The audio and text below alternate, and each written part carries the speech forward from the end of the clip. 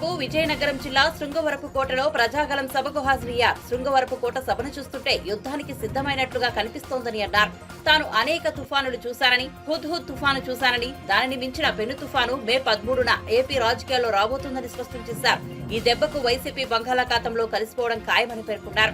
రాష్ట్రంలో ఎవరు స్వేచ్ఛగా బతికే పరిస్థితి లేదని, ఆడబిడ్డలకు రక్షణ లేకుండా పోయిందని ఆవేదన వ్యక్తం చేశారు. ప్రజాభిష్టానికి వ్యతిరేకంగా నువ్వు పెట్టావు, ఇక్కడికి వచ్చి కథలాడుతున్నావు. అందుకే నేను చెప్తున్నా, నేను వచ్చిన వెంటనే శృంగవరపుకోటని విశాఖపట్నం జిల్లాకి చేరుస్తాను.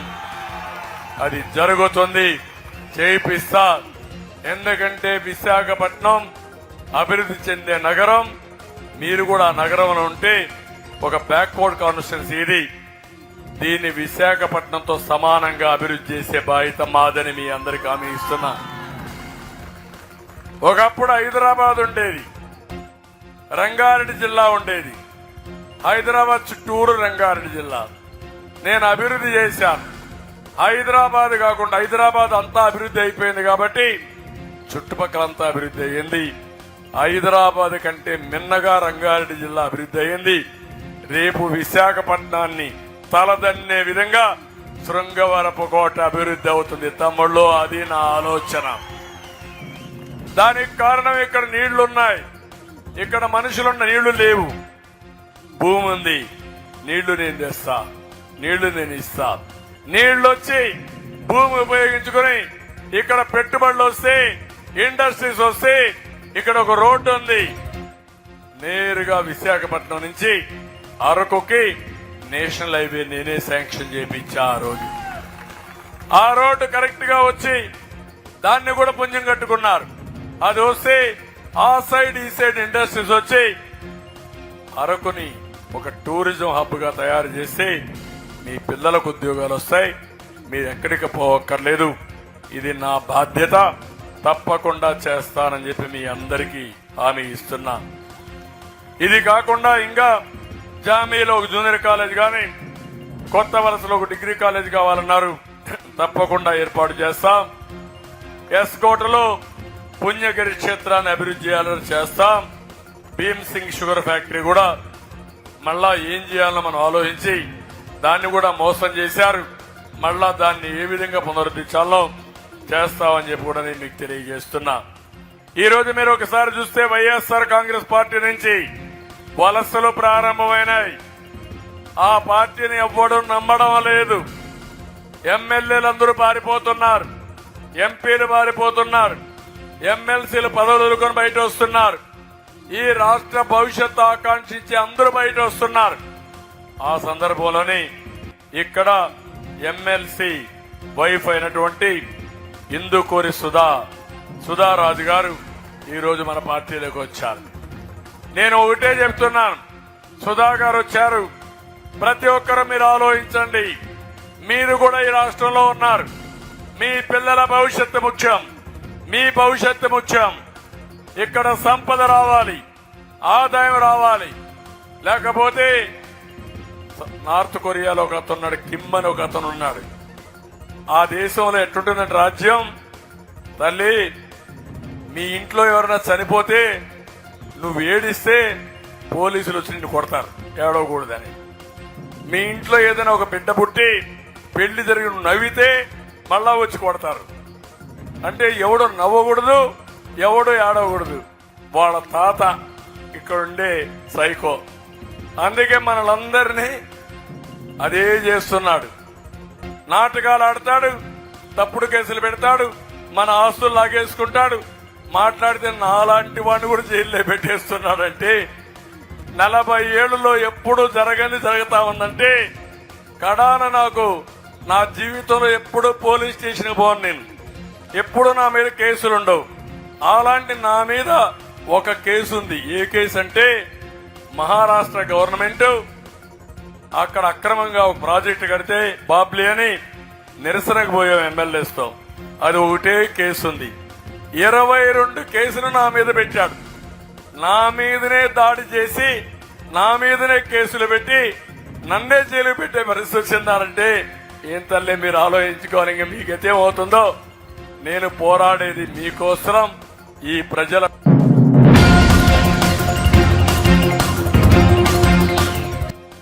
సెప్టెంబర్ 17 లోపు చక్కెర పరిశ్రమను పునరుద్ధరిస్తామని సీఎం రేవంత్ రెడ్డి అన్నారు. నిజామాబాద్ లో కాంగ్రెస్ పార్టీ నిర్వహించిన జనజాతర సభలో ఆయన పాల్గొని ప్రసంగించారు. పసుపు బోర్డు ఏర్పాట్లపై మోదీ ఇచ్చిన ప్రకటనలో ఎక్కడా నిజామాబాద్ పేరు లేదన్నారు. నిజామాబాద్ లోనే బోర్డులు ఏర్పాటుని స్పష్టంగా చెప్పకుండా నోట్ విడుదల చేశారని విమర్శించారు. ఎన్నికలు అయ్యాక బోర్డును ఎక్కడ ఏర్పాటు చేస్తారో తెలియదన్నారు. డాక్టర్ బాబాసాహెబ్ అంబేద్కర్ రచించిన రాజ్యాంగం, ఆ రాజ్యాంగంలో ప్రమాణం చేసిన ప్రధానమంత్రి రెండు మతాల మధ్యలో చిచ్చు పెట్టే విధంగా మాట్లాడుతున్నాడంటే ఓటమి నరేంద్ర మోడీని వేటాడుతుంది. నరేంద్ర మోడీ భయపడి ఈ రోజు మతాల మధ్యలో చిచ్చు పెట్టాలనుకున్నాడు. అందుకే ఈ వేదిక మీద నుంచి इस मंच में नरेंद्र मोदी जी से साफ एक बात मैं कहना चाहता हूँ, जब कांग्रेस पार्टी सत्ता में था, हम हिस्सा दिए बराबर, दलित को दिए, आदिवासी को दिए, ओबीसी को दिए, किसी का जायदाद खींच लेगा और किसी को नहीं दिए। हम इतना संविधान को बचाए, ऐसे संविधान की देश को दिए हम लोग। अगर भाई का जायदाद दूसरे भाई को देना है तो भी कानून के हिसाब से देना पड़ता, मगर किसी का जायदाद खींच लेगा और किसी को देने का कानून अपना देश में नहीं है। మిత్రులారా, హిందువులకు ముస్లింలకు గుర్తుపెడతారంటూ నేను అడుగుతుంది. చాలా మంది మా అన్నదమ్ములు లాస్తులు పట్టుకున్న వాళ్ళు కదనే, ఏరు వంటోళ్ళు ఉంది కదా, కాగితం రాసుకోకుండా, పెద్ద మనుషులు లేకుండా, తల్లిదండ్రులు ఒప్పుకోకుండా అన్నాస్తి తమ్ముడికే ఇచ్చేటట్లేదు, తండ్రి ఆస్తి బిడ్డకి ఇచ్చేటట్టు లేదా మన రాజ్యాంగం అంటుంది. వీళ్ళ ఆస్తులు గుంజుకొని వాళ్ళకి ఇచ్చేటట్టు ఉంటారా? ఈ దేశ ప్రధానమంత్రి ఇట్లా మాట్లాడతారా? ఇది పద్ధత? ఎన్నికల్లో గెలవాలని ప్రయత్నం చేస్తే తప్పులేదు, కానీ దేశాన్ని మత ప్రాతిపదికన విభజించి చిచ్చు పెట్టి రాజకీయ ప్రయోజనం పొందాలని చూస్తుంది. ఇది దేశానికి మంచిదా? ఒకసారి ఆలోచన చేయండి. అశాంతి పెట్టేగి మన మధ్యలో పంచాయతీలు పెడితే ఈ దేశం కుప్పకూలుతుంది, దేశానికి తీరం నష్టం జరుగుతుంది. అందుకే భారతీయ జనతా పార్టీని ఓడించాలి, కాంగ్రెస్ పార్టీని గెలిపించాలి. ఇంకొక మాట కూడా నేను చెప్పదలుచుకున్నా బీజేపీ మిత్రులకు, దేవుడు గుడిలో ఉండాలి, భక్తి గుండెల్లో ఉండాలి. దేవుడు గుడిలో ఉండాలి, భక్తి గుండెల్లో ఉండాలి. పోలింగ్ బూతుల డబ్బాలలో కాదు మిత్రులారా. మీ చేసే వ్యాపారం, మీ రాజకీయ వ్యాపారం, మీ స్వార్థం ఈ దేశ ప్రజలకు అర్థమైతలేదని అనుకోకండి. ఇంత దుర్మార్గం, ఇట్లాంటి ఆలోచన ఈ దేశానికి మంచిది కాదు. మన పెద్దలు డాక్టర్ బాబాసాహెబ్ అంబేద్కర్ ఈ దేశానికి రాజ్యాంగం ఇచ్చింది. ఒక సెక్యులర్, ఒక మత సామరస్యంతో కూడుకున్న పరిపాలనను అందించడానికి అవకాశం ఇచ్చింది.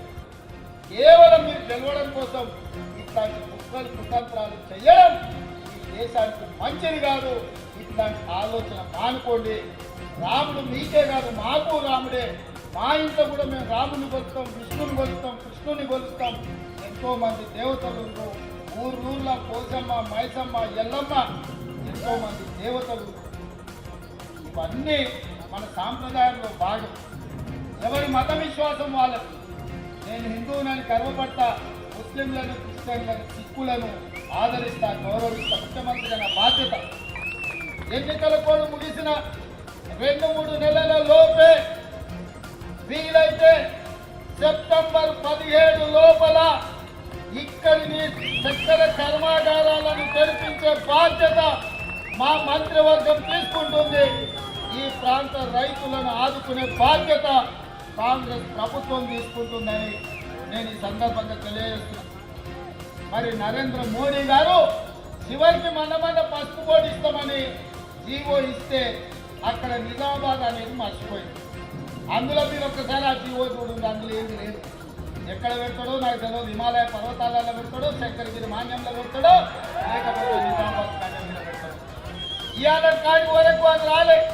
కానీ ఆయన మారు వేషంతో ఇక్కడ పెట్టిన స్పేసెస్ బోర్డును అదే పసుపు బోర్డు అని నమ్మించే ప్రయత్నం చేసిండు, బుకాయించే ప్రయత్నం చేసిండు. ఇదే గది ఇది అని.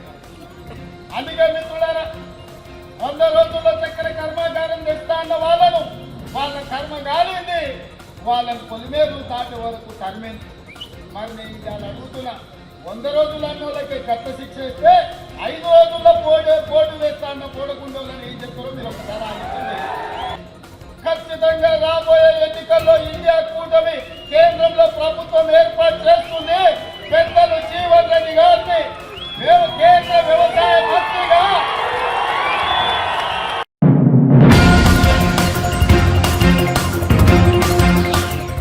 లోక్సభ తొలి విడత పోలింగ్ పూర్తి కాగానే ప్రధాని మోదీకి భయం పట్టుకుందని, అందుకే మత విద్వేషాలు రెచ్చగొట్టి లబ్ధి పొందేందుకు యత్నిస్తున్నట్లు పొన్నం ప్రభాకర్ ఆరోపించారు.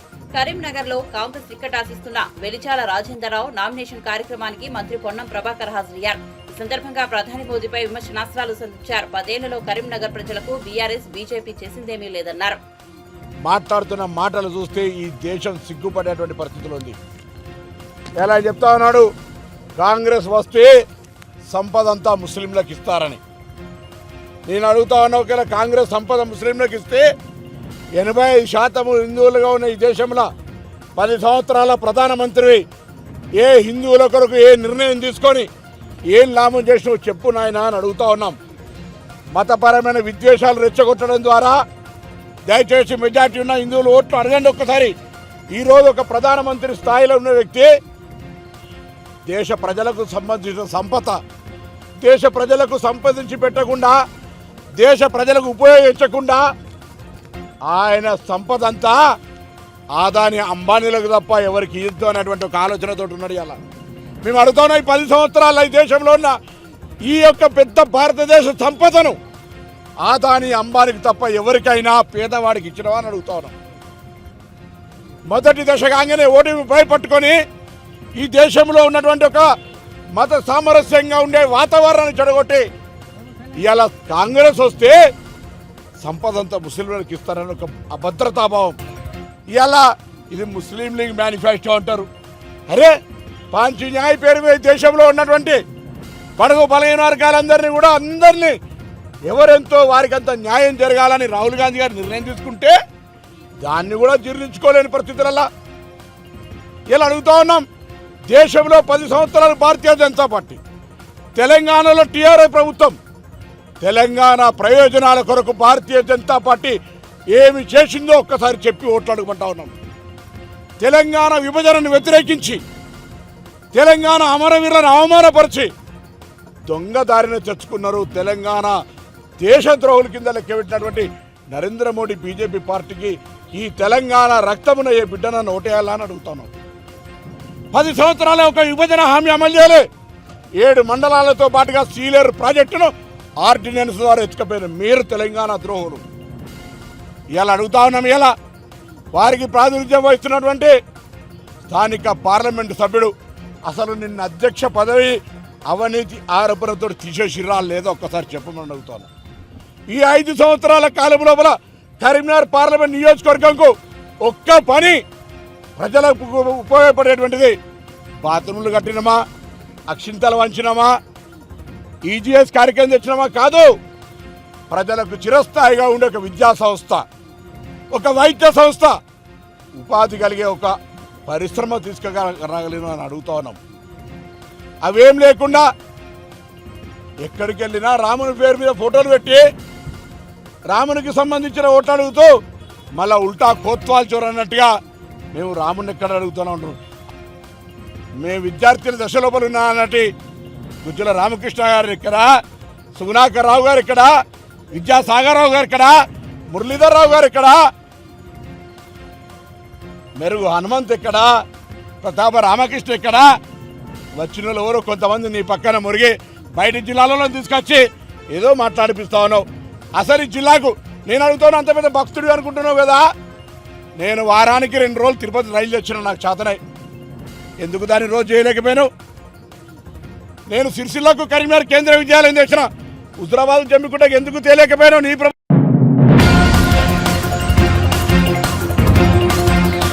5 ఏళ్లు అధికారం ఇస్తే రాష్ట్రానికి జగన్ చేసిందేమిటని ఏపీపీసీసీ అధ్యక్షులు షర్మిల ప్రశ్నించారు. నంద్యాలలో నిర్వహించిన బహిరంగ సభలో ఆమె ప్రసంగించారు. ప్రజలను ఓట్లేసే యంత్రాలుగానే జగన్ చూస్తున్నారని విమర్శించారు. హత్య రాజకీయాలను ప్రోత్సహించే వారికి ఓట్లు వేయొద్దని కోరారు. ఎవరు డబ్బులు ఇచ్చినా తీసుకోండి, మీ డబ్బులే కదా. ల్యాండ్ మాఫియాలు, శాండ్ మాఫియాలు, వైన్ మాఫియాలు, మైను మాఫియాలు ఎన్ని చేయటం లేదు. మీ డబ్బులే తీసుకోండి, తప్పులేదు. కానీ ఓటు వేసేటప్పుడు మాత్రం ఒక్కసారి మీ మనస్సాక్షి మాట వినండి. ఎవరు మీ ఎమ్మెల్యే? శిల్పా వాళ్ళు. ఎవరు ఎమ్మెల్యే? మీరు ఓట్లేసింది ఒక్కడికి. కుటుంబం మొత్తం అందరూ ఎమ్మెల్యేలట కదా, మొత్తం అందరూ దౌర్జన్యం చేస్తారట. ఇక్కడ ఏ కాంట్రాక్ట్ అయినా వాళ్ళకేదట, ఏ లేఅవుట్లోనైనా వాళ్ళ పర్మిషనే ఉండాలట, వాళ్ళ కమిషన్లు ఇవ్వాలట, లేకపోతే ఒక్క అడుగు కూడా ఏది పని జరగదట. ఇక అన్నిటికంటే మించి అత్యాచారాలు అన్నా ఇన్న కథలుగా చెప్పుకుంటున్నారు ప్రజలు. మళ్ళీ ఇన్ని అరాచకాలు చేసినా, ఇన్ని దౌర్జన్యాలు చేసినా, ఇన్ని హత్యలు చేసినా, మైనర్ బాలికల రేప్ కేసులున్నా, ఇంత అరాచకం జరుగుతున్నా ఒక్క ఎంక్వైరీ అయినా వీళ్ళ మీద పడిందా? పడలేదు. ఎందుకంటే అధికారంలో ఉన్నారు కాబట్టి. ఏ అధికారం అన్నా?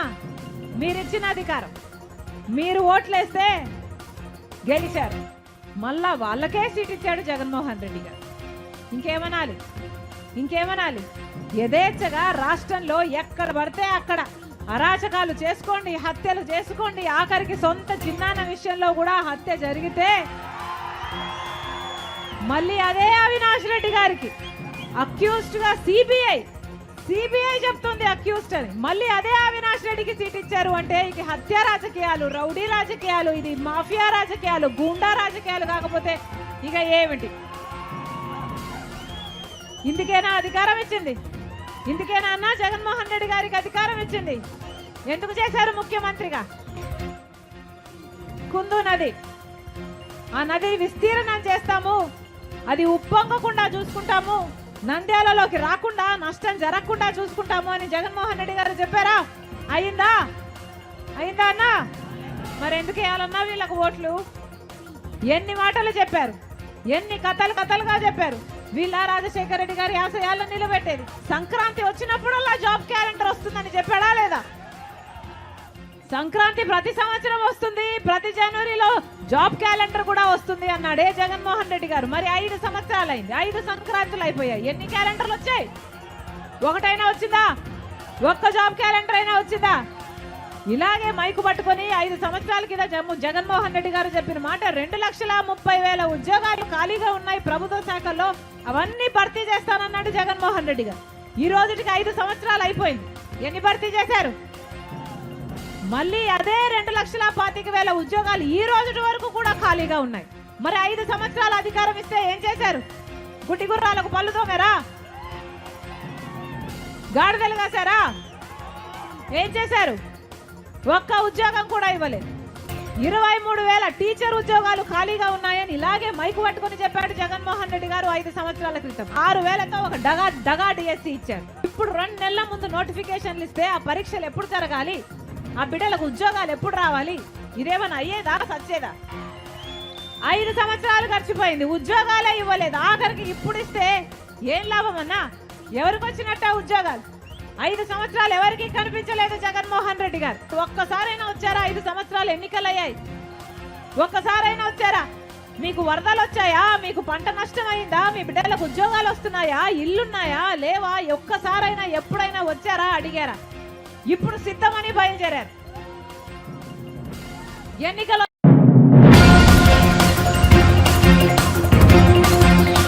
వైసీపీ నేతలు, AP film development corporation chairman Posani Krishnamurali, జనసేనాని పవన్ కళ్యాణ్ మెగాస్టార్ చిరంజీవిపై ధ్వజమెత్తారు. జగన్ ప్రజల కోసం పార్టీ స్థాపించారని, కానీ మెగా కుటుంబం పైసల కోసం పార్టీ పెట్టిందని విమర్శించారు. జగన్ కు పవన్, చిరంజీవులకు ఉన్న తేడా అదేనని అన్నారు. పవన్ కళ్యాణ్ సభలకు వచ్చే జనం ఎవరూ ఓట్లేయరని, జగన్ కు నోటుకొచ్చినట్లు తిట్టడం తప్ప ప్రజలకు ఏం చేస్తాడో పవన్ చెబుతారా అని పోసాని ప్రశ్నించారు. నీకు లేదు, నీకు డబ్బులు, నీకు పదవి, నీకు ఒక అండ, నీకు ఒక అధికారం నీకు కావాలి, మీ అన్నయ్య కూడా కావాలి. అది మీకు తెలీదా? వంగుడి రంగాన్ని ఎవరు చెప్పారో తెలీదా? మొదటిగా పద్మనాభం గారిని ఎవరు అవమానించారో తెలీదా? రామారావు చంపింది వెన్నుపోటుతో తెలీదా? కాపులు గుండాలు, కాపులు రౌడీలు, వీళ్ళకి ఓటేయద్దు, వీడితే మనకు అమ్మాళ్ళు బతకనివ్వరు అంట కూడా మీకు తెలీదా? నేను తెలియజెప్పాక అయినా మీ చెవుల్లో శేషం పోసుకుంటారు. ఎందుకు జగన్ అంటే కోపం. ఎందుకు కోపం అంటే వీడు బచ్చా. సేమ్ చంద్రబాబు అదే వీళ్ళు కూడా అంటే మనం పెద్ద పెద్ద హీరోస్ కదరా, వీడు హీరో కూడా కాదు కదా. ఎక్కడో రాయలసీమలో మారుమూల పుట్టినోడు, ఆ మూల ఎక్కడెక్కడో ఎట్టా అతల్లో ఉందిరా ఇదేంటి? అదేమి లేదు. ఆయన దగ్గర ఏం మంత్రాలు లేవు. ఓం బడి కాళికాదేవి ఏమి లేవు. ఆయన నిద్రలేస్తే నిద్రపోయేదాకా ప్రజల గురించి ఆలోచిస్తాడు. మీరు ఆలోచిస్తారా? చిరంజీవి గారు కానీ నువ్వు కానీ ఆలోచిస్తావా? ఏ రాసుకొని అదే వాడిని ఎలా తిట్టాలరా? ఆ పంచి చెప్పు, ఓ మంచి పంచి చెప్పు. ఇలా మనం తిట్టాం కదరా, ఎక్కువ మంది క్లాప్స్ కొట్టారు. సిగ్గుపడండి. ఒక మంచి ముఖ్యమంత్రి ఆంధ్రప్రదేశ్కి దొరికాడు. ఆంధ్రప్రదేశ్కి సార్ నేను ఒకటే చెప్తున్నా, చంద్రబాబు నాయుడు గారు మన ఇద్దరం ఒకే కులంలో పుట్టాం. మన కులం యాటిట్యూడ్ ఎలా ఉంటుందో నీకు తెలుసు, నాకు తెలుసు. ఒకటి గుర్తుపెట్టుకోండి సార్, మీరు పదవి లేకపోతే ఉండలేని తెలుసు. కానీ దయచేసి మీకు రిక్వెస్ట్ చేస్తున్నా, దయచేసి జగన్మోహన్ రెడ్డి గారిని చంపకండి. నా రిక్వెస్ట్ అది. మీరు ఏమన్నా చేయండి, మళ్ళీ ఒక 10,000 కోట్లు పెట్టి మేనేజ్ చేసి జైల్లోనే పెట్టండి, వాళ్ళ ఇంట్లోనే పెట్టండి. ఇటు రావద్దు. పులివెందులు చుట్టూతా పెద్ద ఇరప కలిచేయండి, కానీ ఇతను చంపొద్దు. నువ్వు చంపుతావు. నాకు ఇప్పటికీ 6 తెలుసు. చంద్రబాబు నాయుడు గారు, నీకు మనుషులు చంపటం అంటే గడ్డి పూచ. ఎందుకు ఈ చంపుతాడు నాకు చెప్పంటావా? ఆల్రెడీ మీకు తెలిసే ఉంటుంది, రామ్ గోపాల్ వర్మ ఆర్జీవి అతన్ని మర్డర్ చేయడానికి ప్లాన్ చేసి ఆపుకున్నారు. దైవ సాక్షిగా నేను చెప్తున్నా. ఈ భయంలో, ఈ బాధలో నేను చెప్పేశా. ఇక చెప్పకూడదు అనుకున్నాను, పేర్లు కూడా చెప్తా. ఎందుకంటే చంద్రబాబు నాయుడు గారు నీ పేరేం చెప్పను. మీరున్నారు, మీ పేరు చెప్పను. రామ్ గోపాల్ వర్మ గారు కూడా నేను చెప్పలే ఇంతవరకు. 2 days కింద నేను ఎంత shock, I cried like anything. అరే, ఒక పార్టీలో, ఒక వైసీపీలో ఒక మంచి ముఖ్యమంత్రి దగ్గర పనిచేస్తే చంపేస్తారా? గట్టిగా 2 మాటలు మాట్లాడితే చంపేస్తారా? ఒక కోపం, ఒక తిట్టు, ఒక బూతు సమాజానికి ప్రమాదం కాదు చంద్రబాబు నాయుడు. ఒక మోసం, ఒక అబద్ధం, ఒక వెన్నుపోటు, ఇది సమాజానికి డేంజర్. అవి నువ్వు చేస్తున్నావు. ఇదే రామ్ గోపాల్ వర్మని ముందు ప్లాన్ చేసుకొని ఆగారా లేదా నేను పేరు చెప్తా. ఐ వెంకట్రావు గారు తెలుసుకోండి.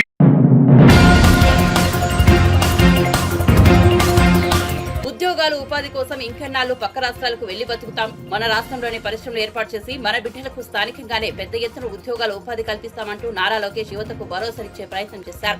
నారా లోకేష్ దుగ్గిరాల మండలం మంచిగలపూడిలోని కాంటినెంటల్ కాఫీ పరిశ్రమ ప్రతినిధులతో మర్యాదపూర్వకంగా భేటీ అయ్యారు. అనంతరం అక్కడి కార్మికులను ఉద్దేశించి మాట్లాడుతూ పరిశ్రమల ఏర్పాటు విషయంలో మెరుగైన పాలసీ తీసుకొస్తామని చెప్పారు. అనంతపూర్ తీసుకుంటే ఆటోమోటివ్ మ్యానుఫ్యాక్చరింగ్, హార్టికల్చర్ అవుతుంది. కర్నూలు తీసుకుంటే రెన్యూబుల్ ఎనర్జీ, సిమెంట్ ఫ్యాక్టరీలు. అదేవిధంగా కడపకు వస్తే పెద్ద ఎత్తున స్పోర్ట్స్ ప్రోత్సహించారు. చిత్తూరు జిల్లాకు వస్తే ఎలక్ట్రానిక్స్ మ్యానుఫ్యాక్చరింగ్, అంటే టీవీలు తయారు చేస్తాం, సెల్ ఫోన్ తయారు చేసే పరిశ్రమలు తీసుకొచ్చారు. అలా ఒక్కొక్క జిల్లాకి ఒక్కొక్క ప్రాధాన్యత ఇచ్చారు. బాబు గారు బలంగా నమ్మేది ఏంటంటే ఎకో సిస్టమ్ క్రియేట్ చేయాలి. సో కేవలం ఒక కియా ఫ్యాక్టరీ తీసుకొస్తే సరిపోదు, కియాతో పాటు అనుబంధ సంస్థలను తీసుకురాలి. ఒక కియానే కాదు, రేపు టెస్లా ఇట్లా అనేక కంపెనీలు ఎందుకు అనంతపూర్ తీసుకురాకూడదు అనేది ఆ లక్ష్యంతో పనిచేసింది. సేమ్ థింగ్ సెల్ ఫోన్ తయారు చేసే పరిశ్రమతో. అట్లా ఒక్కొక్క జిల్లాకి ప్రాధాన్యత ఇచ్చి both white collar and blue collar, అంటే అటు పక్కన ఐటీ, ఫైనాన్షియల్ సర్వీసెస్ తో పాటు మ్యానుఫ్యాక్చరింగ్ పెద్ద ఎత్తున ప్రోత్సహించాలనేది మా లక్ష్యం. అది తప్పనిసరిగా చేపడతాం. మూడోది మౌలిక సదుపాయాల గురించి మీరు మాట్లాడారు. డ్రైనేజ్ గురించి నీటి గురించి ఇప్పటికీ చాలా స్పష్టమైన హామీ ఇచ్చాను, దానికి కట్టుబడి ఉన్నా. కరెంటు పోల్స్ గురించి మీరు చెప్పారు, మొదటిసారి నేను తెలుసుకున్నా, అది రాసుకున్నా. మన ప్రభుత్వ అధికారంలోకి వచ్చిన మొదటి 6 నెలల్లో అది నేను పూర్తి చేసే బాధ్యత నేను తీసుకుంటా. Thank you. Good morning sir. నా పేరు సిద్ధార్థ్ అండి. నా ఓట్ ఇక్కడ లేదు, కానీ ఐఎమ్ ఫ్రమ్ రాజమండ్రి. 2017లో సార్ స్కిల్ డెవలప్మెంట్ కార్పొరేషన్ నుంచి యూనివర్సిటీ ఇన్నోవేషన్ ఫెలోస్ అని ఒక ప్రోగ్రామ్ జరిగిందండి. I'm one of the candidate. I met Babu sir in 2017 only. I just want to say thank you. Just because of that, I'm here. I'm an IT employee. I'm working for PayPal. 6 years అయింది ఇప్పటికి. నేను మా father government employee అండి. నేను just thank you చెప్పడానికి వచ్చాను sir. Thank you so much. Government corporation కేసులో మా రాజమండ్రిలోనే బాబు గారిని పెట్టడం చాలా బాధేసింది సార్, చాలా బాధేసింది. కానీ అదే టైంలో పవన్ కళ్యాణ్ సార్ వచ్చి ఆ అలయన్స్ క్రియేట్, ఇంకా చాలు సార్, అయిపోయింది, ఇంకెవ్వరు గెలిచేది లేదు, అగైన్ అలయన్స్ విన్ అవుద్ది, అగైన్ మన ఏపీకి మంచి రోజులు రాబోతున్నాయి. భారతదేశం కొత్తగా అసలు ఈ స్కిల్ డెవలప్ మోడల్ ఏదైతే ఆంధ్ర రాష్ట్రంలో అమలైందో మొదటిగా అమలు చేసిన రాష్ట్రం గుజరాత్. ఆనాటి ముఖ్యమంత్రి, ఈనాటి ప్రధానమంత్రి గారు నరేంద్ర మోడీ గారు గుజరాత్ లో అమలు చేశారు. అదే మోడల్ ఆంధ్ర రాష్ట్రానికి చంద్రబాబు నాయుడు గారు తీసుకొచ్చారు. ఆంధ్ర రాష్ట్రం తర్వాత కర్ణాటక అమలు చేసింది, తమిళనాడు అమలు చేసింది, జార్ఖండ్ కూడా అమలు చేసింది. దాదాపు 2 లక్షల నంబర్ గుర్తుంది, 2 లక్షల పైచులకు మంది స్కిల్ డెవలప్మెంట్ ఈ మోడల్ ద్వారా నైపుణ్యం పొందారు. దాదాపు 1,30,000 మంది ఫ్రమ్ రైట్ ఉద్యోగాలు వచ్చింది. అమ్మా మొత్తం ప్రాజెక్ట్ కాస్ట్ నాకున్న అవగాహన మేరకు 300 కోట్ల రూపాయలు. 300 కోట్ల రూపాయలు రాష్ట్ర ప్రభుత్వం పెట్టుబడి పెట్టింది. కానీ ఈ ప్రభుత్వం అది 3,000 కోట్ల